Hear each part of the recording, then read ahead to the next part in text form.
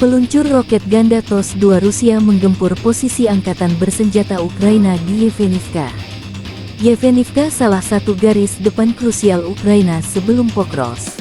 TOS-2 Rusia adalah jenis MLRS Multiple Rocket Launcher System yang mampu melepaskan roket dengan hulu ledak termobarik.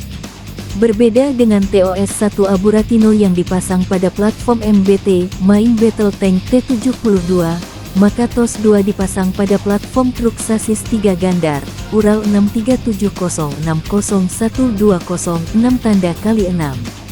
TOS-2 pertama kali diperlihatkan debutnya ke publik pada parade Hari Kemenangan di Moskow pada tahun 2020. Roket ini hasil upgrade pada Maret tahun 2020 dengan bekal hulu ledak termobarik yang lebih berat dan jangkauan mencapai 15.000 meter. Kemampuan destruktif TOS-2 berasal dari peluncuran 18 tabung roket 220 mm. Jika diluncurkan secara salvo, maka hujan roket dari TOS-2 selama kurang dari 90 detik mampu menghancurkan area seluas 6 hektar.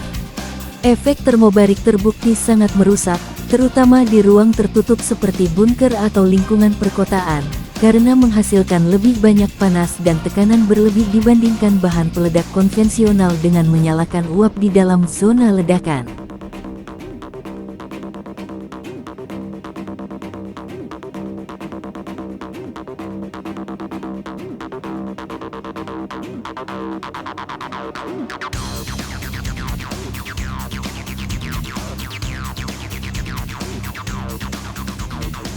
Download Tribun X sekarang, menghadirkan lokal menjadi Indonesia.